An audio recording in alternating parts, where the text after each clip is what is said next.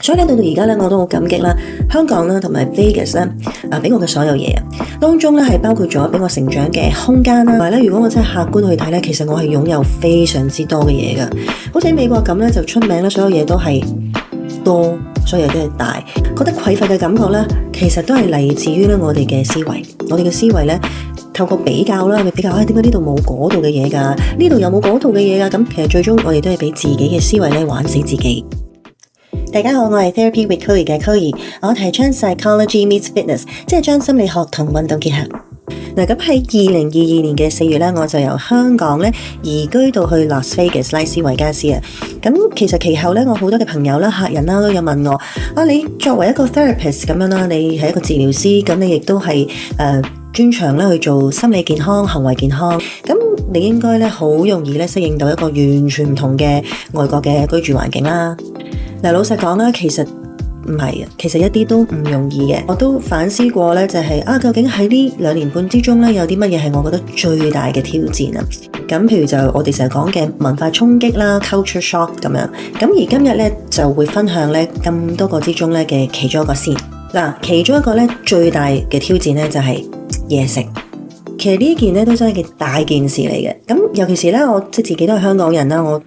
要講咧都真係被種壞咗先嘅。我哋咧有齊晒咧全世界最好食嘅嘢食，同埋咧種類亦都最多。咁我喺20年前嘅時候咧，當我啱啱出嚟做嘢咧，做空姐嘅時候，可以有機會咧環遊世界啊，去到地方啊，試唔同嘅美食咧。其實咧嗰時我已經有呢個觀點嘅，就覺得哇，我哋香港嘅嘢食係真係喺嘢食呢方面咧，香港真係咧冇得輸噶啦。咁到而家咧，其實我都係維持呢個觀點。嗱，喺 Las Vegas 呢度咧，其實啲嘢食咧都一定唔差得去邊噶啦，因為呢度係一個賭城嚟噶嘛。咁 casino 啦、酒店啦，佢哋係有齊晒一啲喺世界上咧數一數二嘅餐廳嘅。咁但係我哋嚟呢度生活噶嘛，係咪？咁所以咧，我哋都講緊一啲比較平民化嘅嘢食啦。咁而呢方面咧，就真係咧同香港完全冇得比較喎。因為你諗下香港咧，就算我哋喺即係普通小食店都可以上到米芝蓮噶嘛。譬如我有時即係想可能食碗公仔翅啊，食碗狗仔粉啊，又或者有時食下小食啊，食下啲生腸啊，咁其實都好好食，亦都好平價噶嘛。咁而呢度咧就真係好唔一樣啦。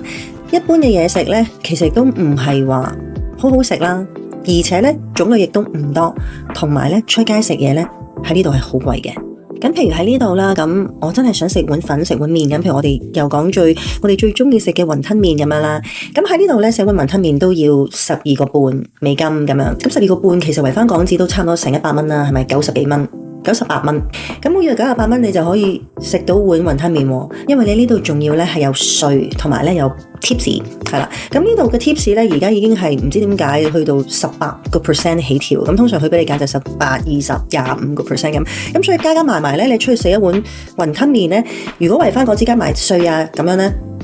，120蚊到啦。咁可能你就會覺得咁，冇人叫你喺外國食中菜啊，係咪會貴啲㗎咁？咁其實喺呢一度咧，我哋通常如果真係出去食嘅話，你都係食一啲中階嘅嘢啦，又未去到話會成日食快餐，譬如好似 McDonald's 啊、Burger King 啊嗰啲咁樣。咁我哋會去一間咧，叫 Panera Bread 啊，其實佢同香港嘅 Bread 有少少相似嘅，咁就係飲湯啦，食下 salad 啦，咁食下 sandwich 咁樣樣。湯通常如果我飲一個白湯，有可能5-6蚊美金，咁我好中意有一個 salad 嘅，咁都大概700蚊嘅，咁其實加埋咪又係12-13蚊，然之後加埋 click clack 嗰啲嘢咧，其實都係要100幾蚊落樓嘅。咁講咗咁耐啦，其實呢個都真係如果我哋要移居去美國嘅時候咧，都要考慮嘅啲因素。不過咧，我自己咧覺得原來最終影響得我最深嘅話咧，都係其實係喺內在嘅嗰個影響，就係內在咧始終都係一個咧思念家鄉嘅味道啊。譬如咧，內在係真係會好掛住，譬如我樓下間茶餐廳嗰碗沙爹牛肉公仔麵啊，或者其實係附近嗰檔麵包鋪嗰啲香味嘅，即係有啲好腍好軟熟嘅麵包咧，喺香港好多噶嘛，但係呢度冇乜㗎喎。咁當然啦，最掛住其實都係即媽咪煲嘅靚湯啊，同埋佢整嘅豉油雞翼啊咁樣。嗱，好多時候啦，譬如我哋講去移民啊，我哋要適應一個全新嘅環境。當我哋如果同人講話去到嗰度真係冇啖好食啦咁可能咧，我唔知你有冇試過，你啲朋友都可能會話，其實呢啲都係小事啫，係咪？即係好多佢哋會認為又仲有好多其他實際嘅挑戰要面對。咁當然呢個係真啦。咁但係咧，其實咧食物呢方面咧嘅影響係真係可以好大，因為其實咧食物咧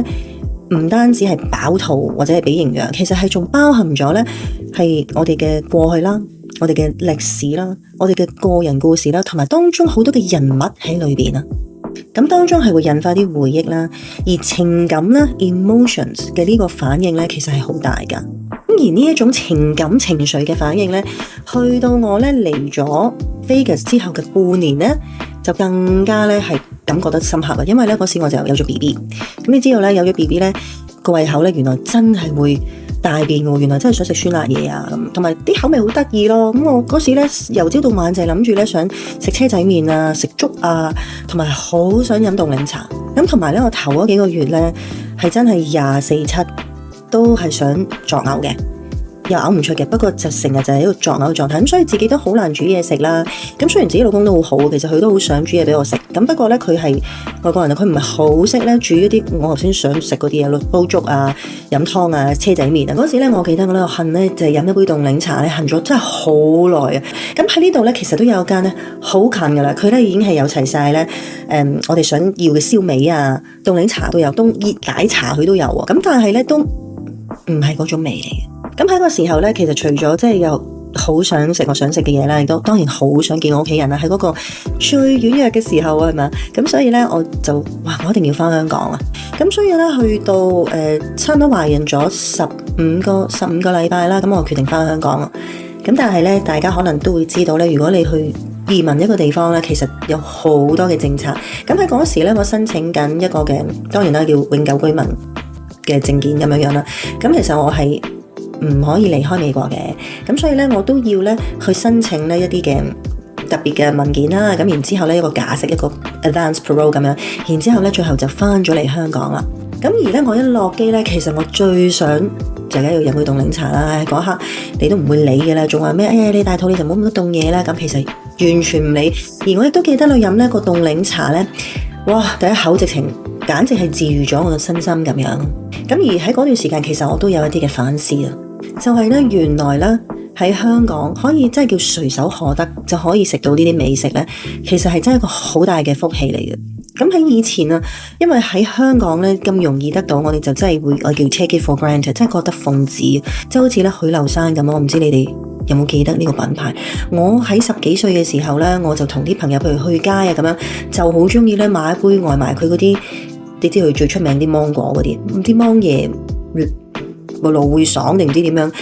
攞住佢咁樣就喺街度就行住飲。但係除咗有好多啲美食啊湧入嚟啊，好多嘢咧都已經不斷一個取代一個。咁當咧許留山咧喺香港全線結業嘅時候咧，喺 Las Vegas 咧2023年啊就開咗第一間。我好記得咧嗰年係2023年嘅6月，因為咧我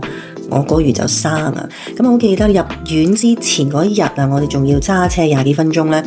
就去咧買個杯嘅飲品，即係芒椰奶爽定唔記得個名啦。總之就買咗杯，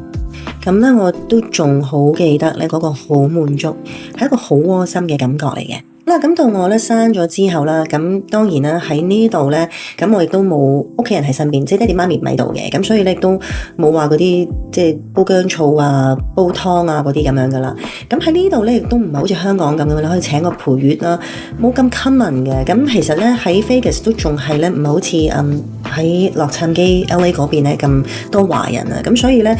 我都做咗好多資料搜集噶啦，嗰時都究竟可唔可以咧有啲即係陪月餐啊咁樣。咁喺Vegas 就冇啦，咁嗰時我都睇過哇，原來喺 LA 咁有陪月餐訂到過嚟嘅時候，咁其實嗰啲都已經係即係雪住嘅，咁所以最終咧就揾咗咧一個 family friend， 咁佢好好，咁佢就真係咧煮嘢俾我食，煲湯俾我飲，咁最終咧就喺咧今年嘅年頭啊，但係我個 baby 咧第一次啊翻到嚟香港咧就見佢嘅公公婆婆，即係我嘅爹哋媽咪啦。呢一轉翻到嚟香港咧，我第一下咧落機咧食嘅第一樣嘢咧就係咧中環盛香園嘅番茄牛肉通粉啊！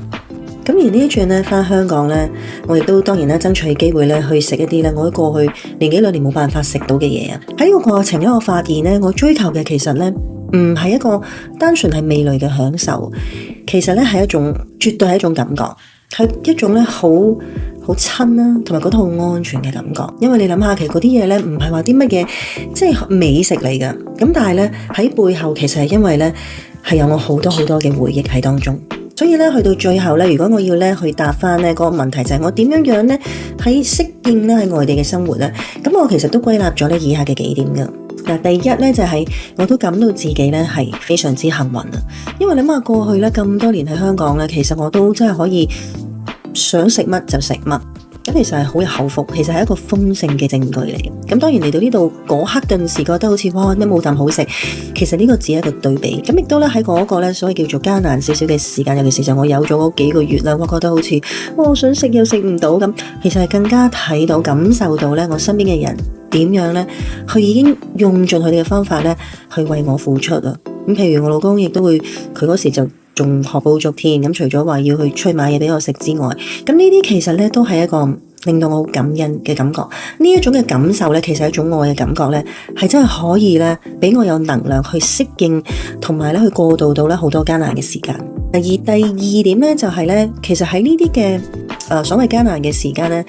亦都係咧令到我哋成長，同埋提升我哋嘅適應力啦，或者係我哋成日講嘅回彈力 resilience。因為咧喺 Vegas 嘅2年幾嘅時間咧，其實我都煮多咗好多飯，因為咧我哋必須要啦，如果唔係下下出去食，你又食唔到你想食嘅味道。因為其實都係一種成就感嚟噶嘛，當我哋煮完嘢食，煮得都好好睇啊，係嘛？咁食落去亦都唔差，係咪？咁呢個咧其實都係一個成長嘅過程啊。咁而我亦都喺嗰個時候咧，亦都學多咗咧，除咗係煮嘢食俾自己食之外咧，其實都會多咗機會咧去宴客，因為其實喺香港係真係好少，即係當然啦，地方都細好多啦，亦都唔係話好盛行宴客，即係屋企話煮嘢食咁樣，然之後請好多人嚟咁樣，因為香港唔係一個咁樣嘅環境俾我哋去成就呢樣嘢，因為我哋買嘢食啊或者嗌到會太方便，咁所以咧喺呢個過程咧亦都咧學會咗咧去透過煮嘢食啊，其實可以將愛咧去帶俾其他嘅人啦。而第三樣嘢咧就係令到我咧更深刻咁去知道咧每一件事都會有兩面睇嘅。嗱，譬如好似香港咁樣啦，佢嘅嘢食嘅好味程度啦、方便程度啦，同埋佢個價錢，其實咧都真係好鼓勵我哋咧成日出去食嘢嘅。咁而咧淨係單單我今年啊翻嚟咧嗰短短幾個月咧，其實我都出去食好多啦。咁而我都感受到咧，其實喺嗰幾個月咧成日出街食咧，身體都唔係一個最好嘅狀態。比起咧喺 Vegas 啦，我哋真係成日咧都煮嘢食㗎。咁我哋嗰個嘅，我哋成日都講啦，個燃料個 fuel 擺入佢個身體，佢個質素係點？當然我哋嗰個嘅 performance 個表現就係點啦。好似翻到嚟啦，Vegas 咁樣啦，而家咧都可以咧睇到個好處度。翻到嚟好煮多啲嘢食咯，咁好似當係養下生咁樣樣。同埋咧，確實咧冇一個地方咧係好晒，冇一個地方咧係衰晒嘅。咁咧雖然咧香港咧仍然都一定係我最中意嘅地方嚟㗎啦。咁佢嘅嘢食亦都係 number one 喺我心目中。咁但係呢度咧美國咧，我最終咧都有幾樣嘢咧，我係非常之中意，就覺得真係咧幾唔錯嘅。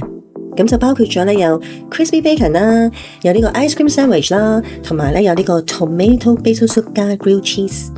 好啦，好多謝大家嘅收睇啊！咁我都會咧拍多幾個 video 咧去講下啦。我移居嚟美國呢度咧面對嘅其他幾個我覺得都幾大嘅挑戰，同埋我最終咧點樣適應佢哋。如果咧你哋有興趣嘅話咧，都可以睇下我呢個 video 咧講下咧我點樣咧喺香港咧適應呢個高壓，唔單止咧係可以咧存活落嚟啊，並且可以反彈起嚟。好啦，咁我哋喺下個 video 再見啦。